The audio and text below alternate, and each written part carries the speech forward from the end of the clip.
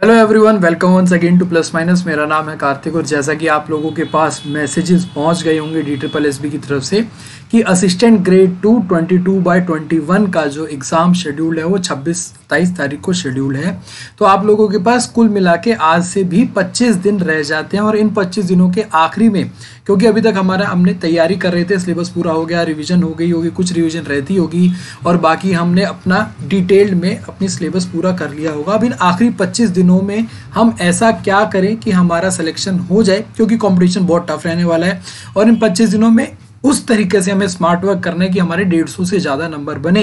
क्योंकि अभी पीछे जितने भी एग्जाम हुए हैं उनकी कट ऑफ का एनालिसिस करते हुए यही पाया गया है कि 150 से ज़्यादा नंबर ही हमें सेफ लिमिट में रखेंगे। उससे कम हमारे पास में भी चांस हो सकता है कि हमारी कट ऑफ क्लियर हो जाए, बट स्टिल मेरिट लिस्ट में आने के लिए हमारे वो सफिशिएंट मार्क्स नहीं होंगे 150 से कम। ठीक है, तो इस पूरी वीडियो में बहुत ज़्यादा टाइम नहीं लूँगा, ऑलरेडी आप लोगों के पास टाइम बहुत कम है, तो टू द पॉइंट बात करूंगा कि क्या आप लोगों को स्मार्ट वर्क करते हुए किन चीज़ों पे फोकस करना है। तो चलिए स्टार्ट करते हैं।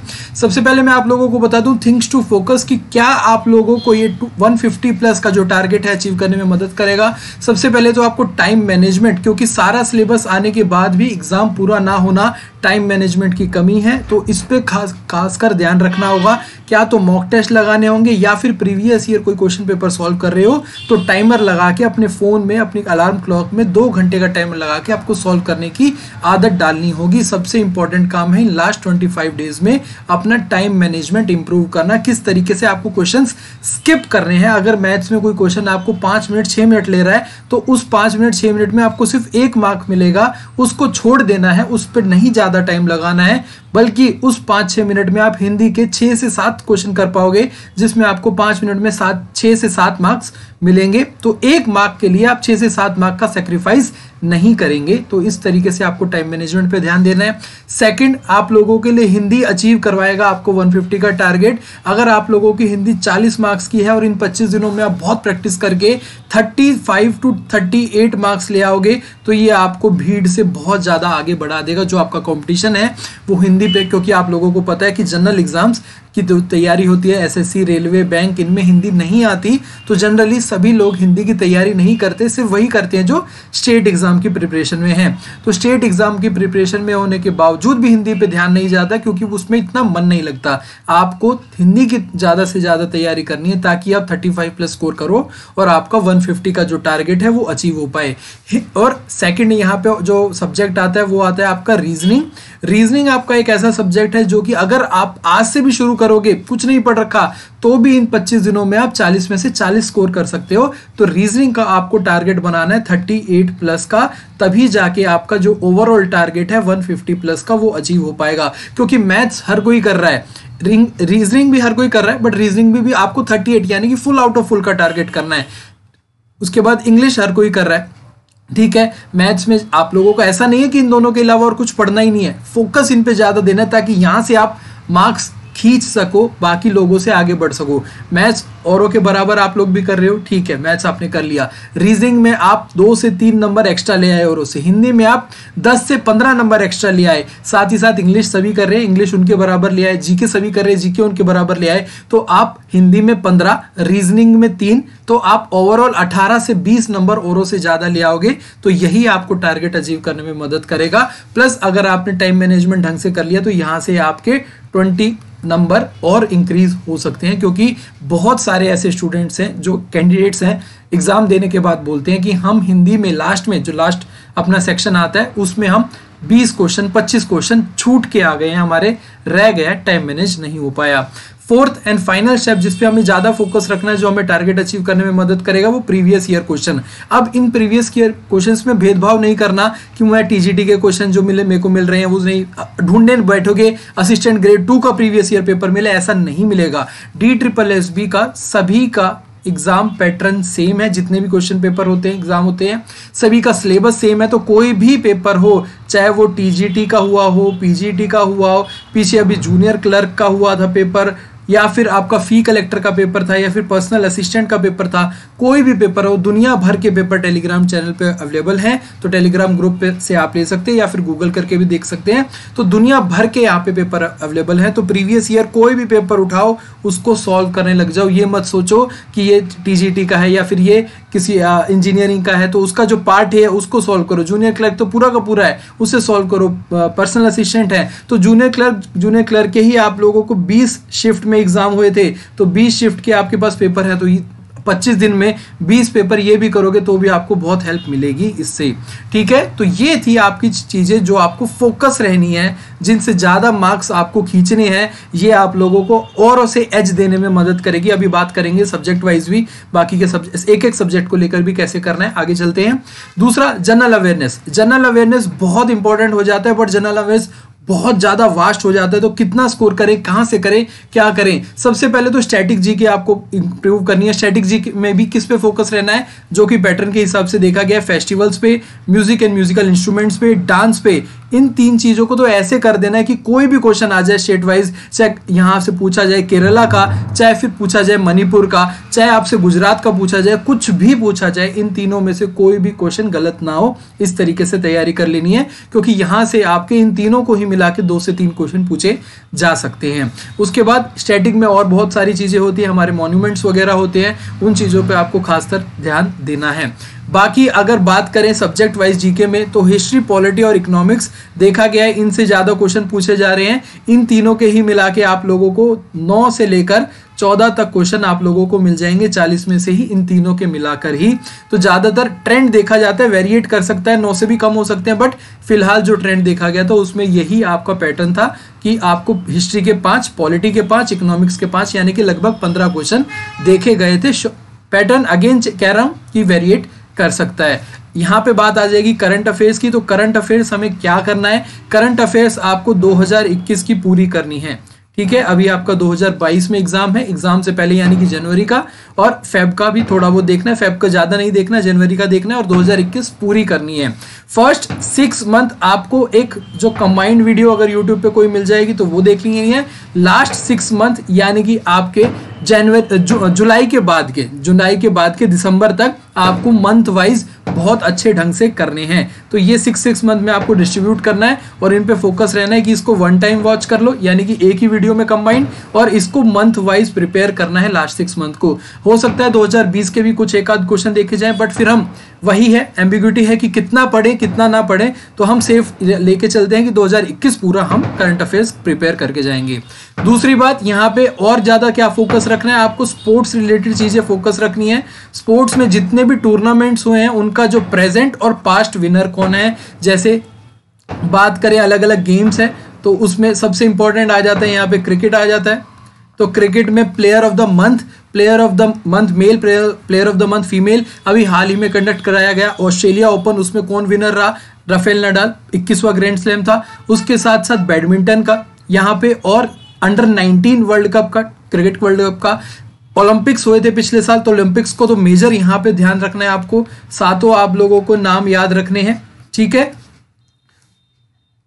और जितने भी प्रीवियस एडिशन थे कि यानी कि इस साल, पिछले साल जो ओलंपिक्स हुआ उससे पहले ओलंपिक्स में इंडिया का परफॉर्मेंस कहां पे हुआ, नेक्स्ट ओलंपिक्स कहां पे होंगे वहां पे, और उससे नेक्स्ट अगर अनाउंस है तो वो भी आपको देखना है।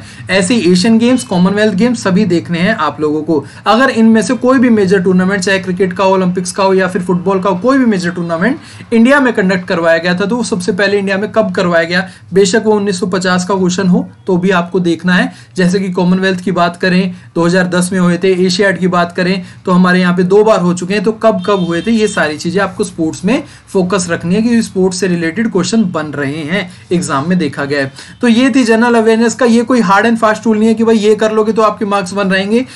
ये वो तरीका है कि भाई इन पे करने पे हमारी उम्मीद बढ़ जाती है जीके में स्कोर अच्छा करने की। तो इस तरीके से आप लोगों को स्मार्ट अप्रोच करनी है, क्योंकि जीके बहुत वास्ट है। अभी से आप लोग जितना आपने प्रिपेयर कर रखा है वेल एंड गुड, प्लस यहाँ पे ये करोगे तो आपका स्कोर अच्छा इंप्रूव होने के पूरे चांस रहेंगे।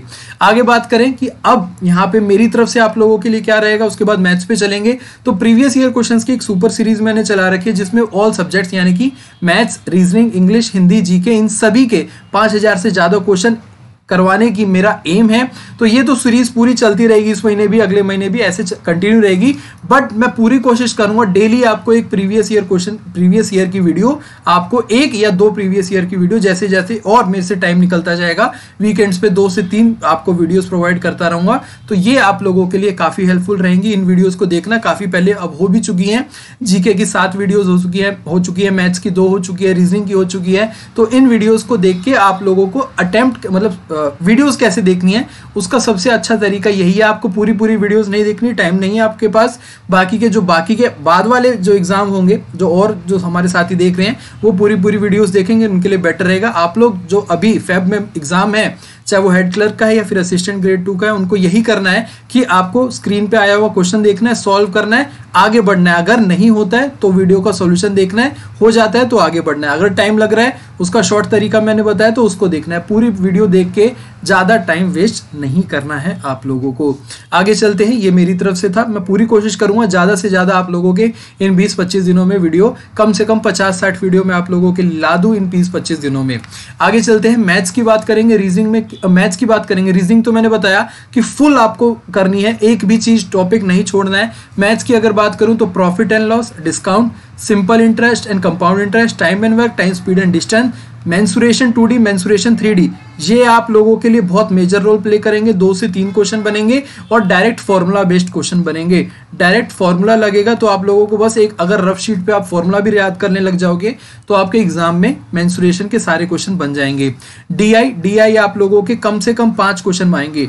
DI 5 क्वेश्चन आएंगे तो आपको समझ में आ जाना चाहिए कि अर्थमेटिक से जुड़ी हुई जितनी चीजें हैं, एवरेज पूछा जाएगा, परसेंटेज इंक्रीज डिक्रीज पूछा जाएगा, या फिर स्टेटमेंट बेस्ड क्वेश्चन पूछे जाएंगे। तो आप लोगों को DI यहाँ पे 5 मार्क्स दिलाएगा। परमुटेशन कॉम्बिनेशन ये तब करना है जब आपका सारा, आप कॉन्फिडेंस में आ जाओ कि हमने सारी चीजें कर ली हैं। तो परम्यूटेशन, कॉम्बिनेशन एंड प्रोबेबिलिटी में से रेयर केस में 1-2 क्वेश्चन देखने को मिलेगा। जरूरी नहीं है आना, बट कभी आ भी सकता है एग्जाम में, क्योंकि देखा गया है पीछे 1-आध क्वेश्चन पूछा गया था। ये एंड में करनी है चीजें, स्टार्टिंग में इन पे फोकस नहीं देना है। ये आप लोगों के फोकस टॉपिक्स हैं मैथ्स के। तो इनसे आप लोगों को क्या करना है, सबसे इंपॉर्टेंट है आपको टाइम मैनेज करते हुए क्विक यहाँ पे सॉल्यूशन निकालने हैं।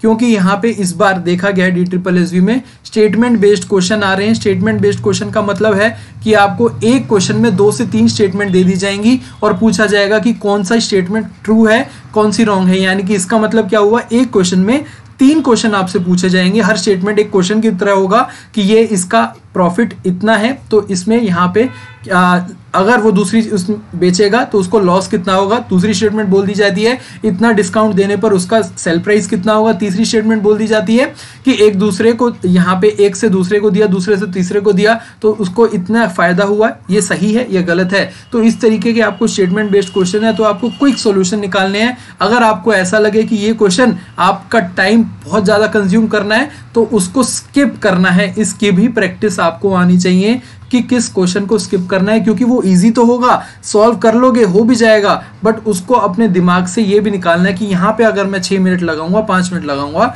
तो आगे का मेरा रह जाएगा। बट तैयारी इस हिसाब से करनी है कि कहीं आप सारे ही स्किप करते जाओ और एंड में आपके पास खाली टाइम रह जाए, ऐसा भी नहीं करना। क्योंकि आप लोगों को ये पता होना चाहिए कि अगर एक आप सेक्शन खुलेगा, 20 मार्क्स का सेक्शन खुलेगा, मैथ्स का खुला सबसे पहले 20 मार्क्स का खुला, उसके बाद वो सबमिट करने के बाद ही नेक्स्ट सेक्शन पे जा पाओगे, वो भी मैथ्स का होगा 20 मार्क्स का, तो आप वापस 20 पहले वाले क्वेश्चंस पे नहीं आ पाओगे। उसके बाद ऐसे ही हर आपके सेक्शन आते रहेंगे।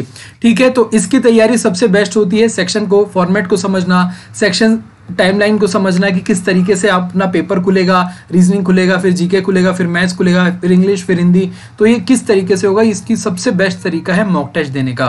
तो उसके बाद मैं बात करूं अगर रीजनिंग की, तो रीजनिंग कंप्लीट करनी है, कुछ भी नहीं छोड़ना। स्टेटमेंट कंक्लूजन, स्टेटमेंट आर्ग्यूमेंट, ये इन चीजों पे आपको फोकस रखना है। सिलोजिज्म एक मैं बता देता हूं आप लोगों को कि इससे आप लोगों के 3 से 4 क्वेश्चन देखने को मिल सकते हैं। साथ ही साथ आपको कोडिंग डिकोडिंग, जो कि मैंने बहुत अच्छे से आपको करवा दी है, सारा टॉपिक मैं रीजनिंग का करवा चुका हूं, आपको प्लेलिस्ट मिल जाएगी। कोडिंग डिकोडिंग से भी आपको 3 से 5 क्वेश्चन देखने को मिलेंगे। तो बहुत सारी ऐसी चीजें हैं, रीजनिंग बहुत ईजी है। 40 आउट ऑफ 40 एक रीजनेबल और अचीवेबल गोल है। तो ऐसा नहीं है कि बहुत ही बढ़ चढ़ के बोल दी गई है, बट अचीवेबल गोल है। हिंदी इंग्लिश का बेस्ट तरीका है, अगर आप लोगों ने सिलेबस एक बार ग्रामर पढ़ लिया है, अगर नहीं पढ़ा है तो प्लीज पढ़ लीजिए। इंग्लिश में फिर भी मैं ये कह सकता हूं, अगर नहीं पढ़ा है तो फिर भी आप प्रीवियस ईयर क्वेश्चन पे डायरेक्ट जंप कर सकते हैं, बट हिंदी में ऐसा नहीं होगा। क्यों नहीं होगा? क्योंकि इंग्लिश और हिंदी में फर्क इतना है, इंग्लिश में आप लोगों को जनरली एरर फाइंडिंग के क्वेश्चन देखे जाते हैं, या फिर आपसे अपोजिट वगैरह के पूछे जाते हैं, सिलोजिज्म, सिनोनिम्स और एंटोनिम्स पूछे जाएंगे, वन वर्ड सब्स्टिट्यूशन पूछा जाएगा, फिल इन द ब्लैंक्स पूछा जाएगा। तो इसमें आप लोगों की जो जनरल इंग्लिश जो हम पढ़ते आए हैं हमेशा से, वो काम आ सकती है। गट फीलिंग से आप लोग प्रीवियस ईयर क्वेश्चन की मदद से आप अच्छा स्कोर कर सकते हो। बट हिंदी में ऐसी चीजें हैं आप लोग भूल चुके हो, पढ़े नहीं हो, 10th क्लास के बाद आप लोगों ने पढ़ी नहीं है हिंदी, तो इसलिए प्रत्यय, संधि विच्छेद, समास, कारक, ये सारी चीजें पढ़नी होंगी, तब जाके प्रीवियस ईयर क्वेश्चंस आप लोगों को मदद करेंगे। और हिंदी और इंग्लिश की एक बार अगर आपने ग्रामर पढ़ लिया है, सिलेबस पूरा हो गया है, तो आप लोगों को प्रीवियस ईयर क्वेश्चंस ही करने हैं और कुछ नहीं करना, और आप लोगों का अच्छे से 35 प्लस स्कोर दोनों में ही, 35 प्लस स्कोर दोनों में ही हो सकता है। बहुत ज्यादा हाईफाई इंग्लिश और बहुत ज्यादा हाईफाई हिंदी नहीं आती है, क्योंकि 5-5 मार्क्स तो यहाँ पे कॉम्प्रिहेंशन के ही मिल जाएंगे आपको, बाकी बचे आपको 35 में से 30 मार्क्स स्कोर करने हैं, वो भी अचीवेबल टारगेट है। तो ये कुल मिला के आपका सब्जेक्ट वाइज बनता है। उसके बाद सारी चीजें, अगर आपका सिलेबस पूरा है, टाइम मैनेजमेंट पे आपको फोकस करना है, तो हमारी तरफ से भी, प्लस माइनस की तरफ से भी, plusminus.edu.com पे टेस्ट सीरीज अवेलेबल है DSSB असिस्टेंट ग्रेड 2 की, जिसमें आपको 30 से ज्यादा DSSB के मॉक टेस्ट मिलेंगे, सभी क्वेश्चंस का डिटेल्ड सॉल्यूशन मिलेगा, हिंदी और इंग्लिश में होगा। एग्जाम लाइक फॉर्मेट, जैसा एग्जाम में क्वेश्चन आपका पेपर खुलेगा हूबहू वैसा ही मिलेगा। बेस्ट तरीका है आपको लैपटॉप पे या फिर कंप्यूटर पे, अगर नहीं है तो फोन पे भी कर सकते हो, कोई दिक्कत नहीं है, बट बेस्ट तरीका यही होगा, क्योंकि आपको एग्जाम भी कंप्यूटर पे जाके देना है, तो उसी तरीके से अपनी आदत डालिए। रोज एक टाइम फिक्स कर लीजिए, या फिर एक दिन छोड़ के एक दिन कर लीजिए। 25 दिन में 10 से 15 टेस्ट करेंगे तो भी मोर देन इनफ होगा आप लोगों के लिए, ठीक है। रैंक बेस्ड रिजल्ट मिलेगा यहाँ पे आपको, और हर दिन एक नया टेस्ट मिलेगा, चाहे फिर वो आपको प्रीवियस ईयर फॉर्मेट पे मिल जाए, या फिर आपको सेक्शन वाइज टेस्ट मिल जाए, या फिर ऐसा होगा कोई एक कंप्लीट फुल टेस्ट आपको डाल दिया है। अब अगेन फिर से यहाँ पे आप जाके देखोगे तो अलग अलग चीजें मिलेंगी आपको। DSSB पार्ट ए का मिलेगा, असिस्टेंट ग्रेड 2 का मिलेगा, और काफी LDC वगैरह के मिलेंगे, तो कोई भी टेस्ट छोड़ना नहीं है। अब ये नहीं सोचना कि भाई मेरा तो असिस्टेंट ग्रेड 2 का है, मैं तो सिर्फ यही करूंगा, ऐसा नहीं है, क्योंकि DSSB फिर से कहूंगा सभी का सिलेबस सेम है, ऊपर नीचे हमारा लेवल होता है, वो लेवल आप लोगों का मॉक टेस्ट में अचीव हो जाएगा, और आप लोगों को ज्यादा से ज्यादा हेल्प मिलेगी इनसे। अगर आप यहाँ पे फायदा क्या है, अगले एक हफ्ते तक आपने टेस्ट खरीदा, आप लोगों को अच्छा नहीं लगा, तो बस एक मेल करनी है, ईमेल करना है, मेल करना है, और आपको कंप्लीट रिफंड मिल जाएगा, ठीक है। कोई क्वेश्चन पूछा नहीं जाएगा कि भाई ये सही है, क्यों आप लोग इसको नहीं कर रहे हो, वो आपको परस्यू भी नहीं करा जाएगा, लेना है लो। दूसरा सबसे अच्छा है, आप लोगों के वहां पे आप जाएंगे वेबसाइट पर, फ्री टेस्ट मिलेगा आप लोगों को, फ्री टेस्ट मिलेगा, उसको अटेम्प्ट करो, वो आपको सेटिस्फाई करता है, उसमें अपनी रैंक देखो, उसमें आपको पता चलेगा कि भाई बाकी के जो टॉपर हैं उसने कितना टाइम लिया है उस क्वेश्चन को अटेम्प्ट करने में, उसके सेक्शन में कितने मार्क्स आए हैं, आपके कितने मार्क्स आए हैं, सारा एनालिसिस आपको मिलेगा, चार्ट वहां पे मिलेगा आप लोगों को। तो फ्री टेस्ट के बाद अगर आप सेटिस्फेक्शन होते हैं कि आपको लगता है कि ये मेरे मतलब की चीज है, फायदा देगी, तभी आप इसको कंटिन्यू करें। नाम मात्र 99 रुपीज की यहाँ पे एक मंथ के लिए टेस्ट सीरीज अवेलेबल है। अगेन ये आपके ऊपर है, इसका लिंक मैं डिस्क्रिप्शन बॉक्स में डाल दूंगा। तो उम्मीद है कि आप लोगों को ये वीडियो आप लोगों की बेनिफिट के लिए होगी, और इससे आप लोगों को एक नेक्स्ट लेवल की मोटिवेशन मिलेगी कि हम अचीव कर सकते हैं चीजें, बस स्मार्ट वर्क करना है और इन चीजों पे फोकस रखना है। बिलीव मी, बहुत एनालिसिस करने के बाद ये निकल के आया कि टाइम मैनेजमेंट सिलेबस से ज्यादा इंपॉर्टेंट बनता है, क्योंकि अगर सिलेबस फिर भी हमारा एक आध टॉपिक रह जाता है तो हम उसको स्किप करके बाकी चीजों में अचीव कर सकते हैं। तो टाइम मैनेजमेंट पे ज्यादा से ज्यादा फोकस रखना। कट ऑफ हाई रहने वाली है, तो 150-160 प्लस का अपना सेफ स्कोर मान के चलना, वहां तक अचीव करना, उनको एक्यूरेसी के साथ अटेम्प्ट करना और अपना बेस्ट देना। तो यही मेरी कोशिश रहेगी। अगर फिर भी अगर आपको कोई क्वेरी है, कोई डाउट है, तो आप कमेंट बॉक्स में कमेंट करके पूछ सकते हो, या फिर टेलीग्राम ग्रुप ज्वाइन कर लीजिए। टेलीग्राम ग्रुप का लिंक डिस्क्रिप्शन बॉक्स में है, या फिर आप सर्च कर लेंगे प्लस माइनस एजुकेशन, तो भी आपको प्लस माइनस का चैनल और ग्रुप मिल जाएगा। Thank you so much, bye bye, take care, जय हिंद।